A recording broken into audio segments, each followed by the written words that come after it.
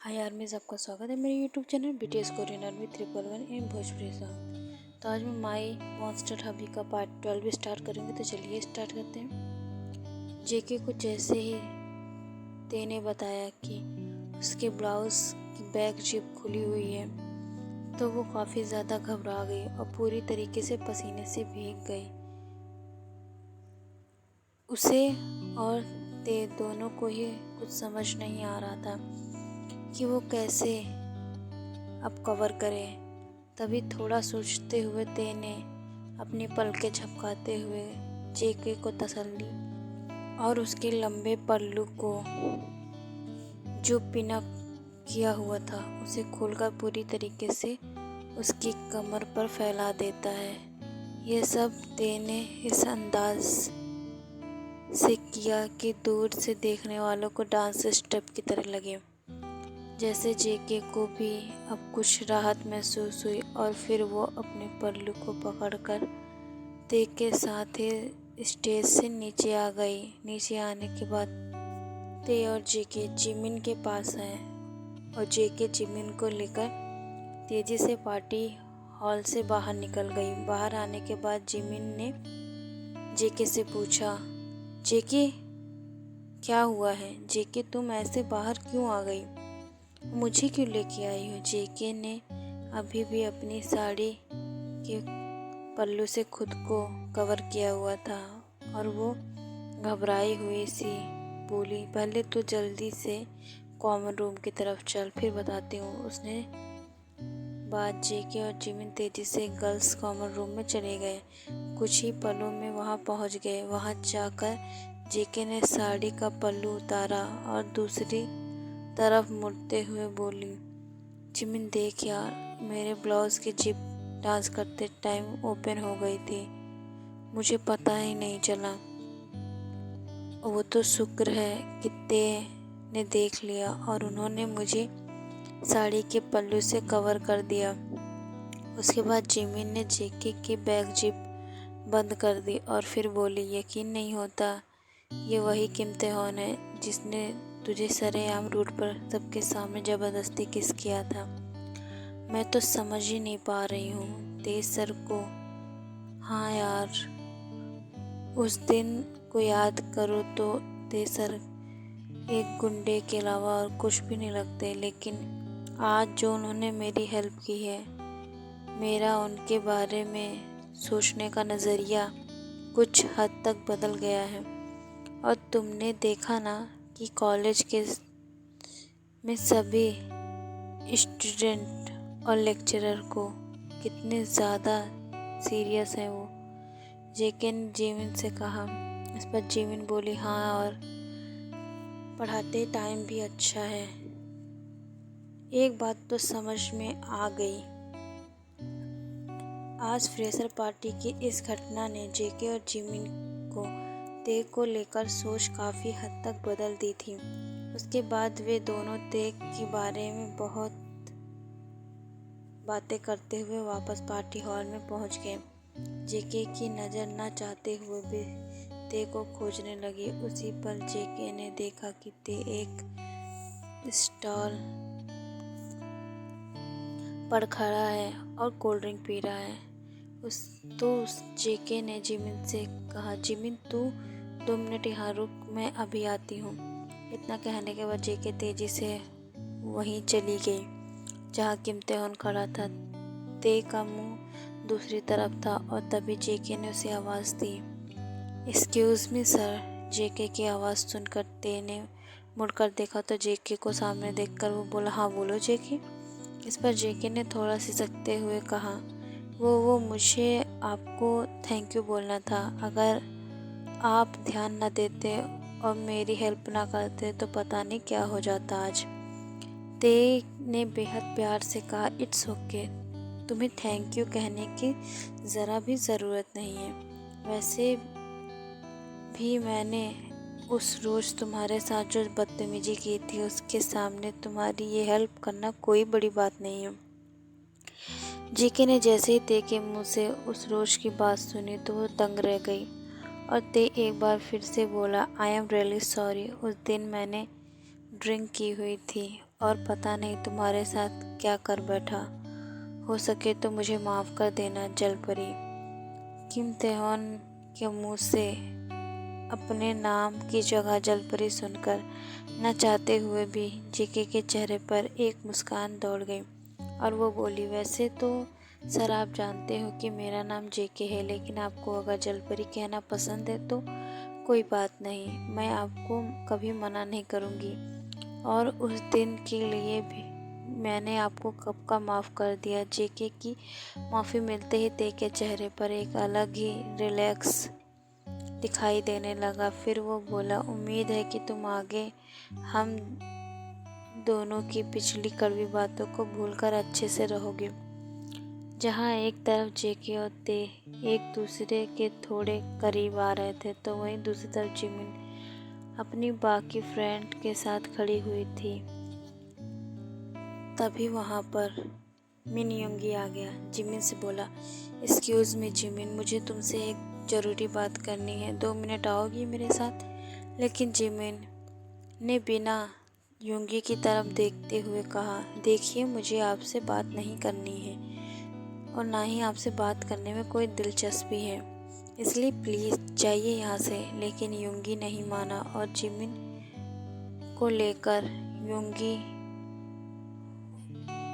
ज़बरदस्ती party hall से बाहर ले गया। बाहर आने के बाद योंगी ने जिमिन का हाथ छोड़ दिया और बोला, 2 मिनट मेरी बात तो सुनो, फिर चली जाना।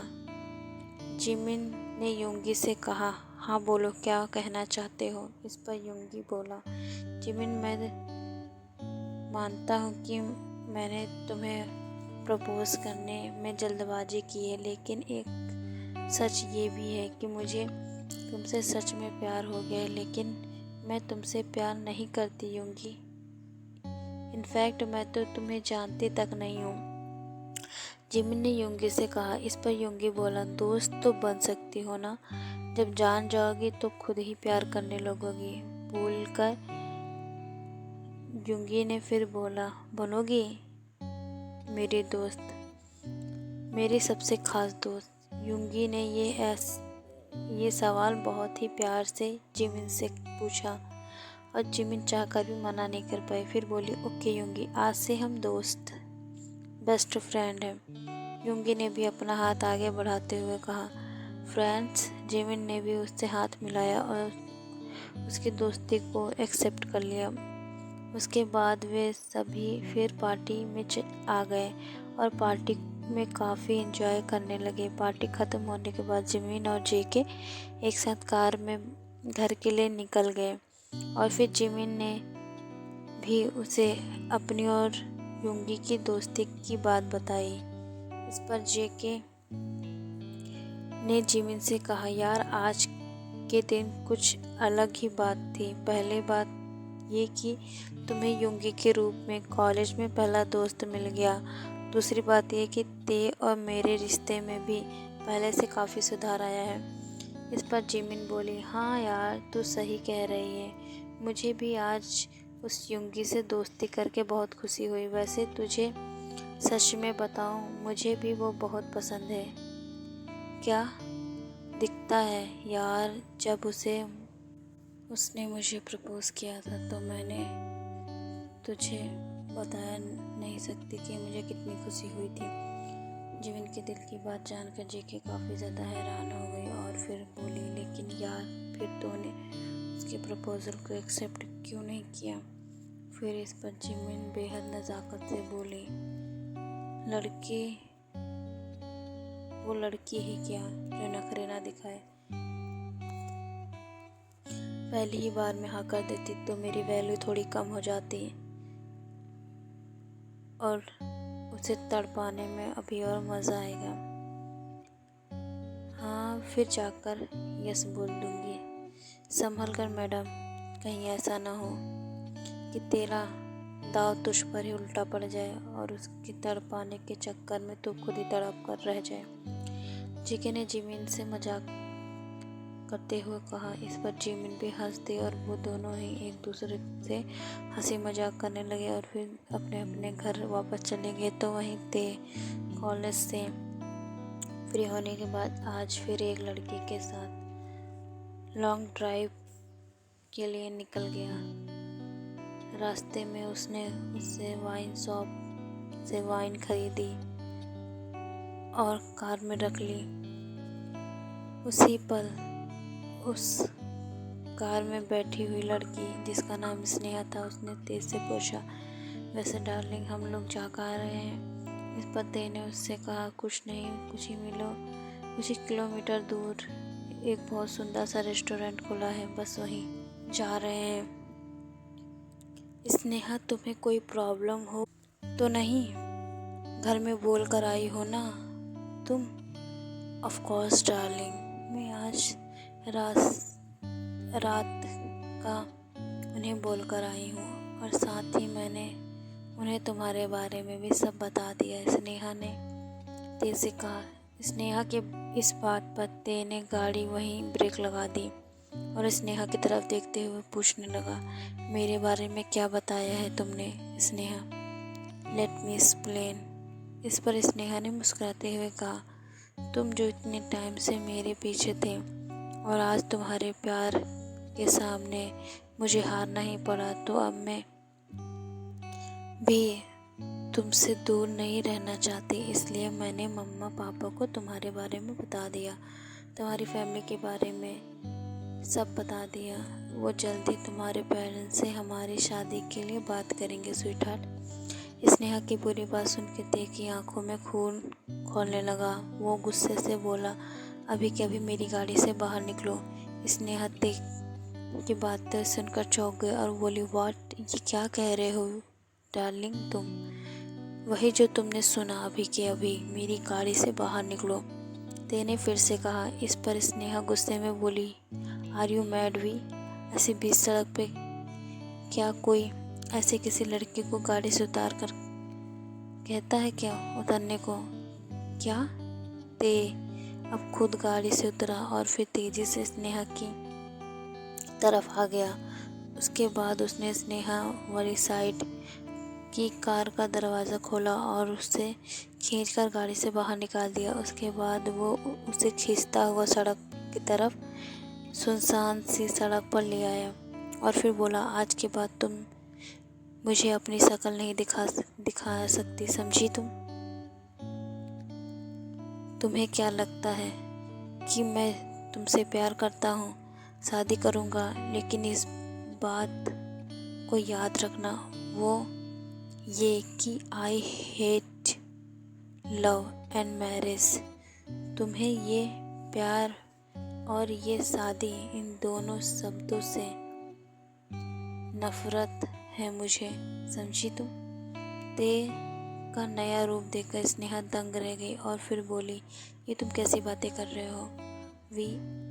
इतने दिनों से तुम ही मेरे पीछे पड़े थे कि तुम्हें मुझसे प्यार है, तो अब क्या हुआ अचानक? इस पर ते ने स्नेहा से कहा, स्टूपिड गर्ल, मैं तुमसे नहीं, बस तेरी बॉडी से लव करता था, तुझे पाना चाहता था, वो भी एक रात के लिए, इसलिए आज तुझे रेस्टोरेंट लेकर जा रहा था, लेकिन अब मैं तेरे जैसी चिपकू लड़की की शक्ल भी नहीं देखना चाहता। ये कहकर ते ने स्नेहा को वहीं छोड़ दिया और वापस अपनी गाड़ी की तरफ बढ़ने लगा, लेकिन तभी वो कार के पास पहुंचता उससे पहले स्नेहा दौड़ी हुई आई और उसे गले लगा ली।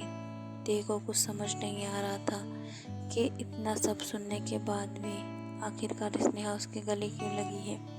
वो खुद स्नेहा से अलग होने की कोशिश करने लगा और स्नेहा अचानक से बेहोश हो गई।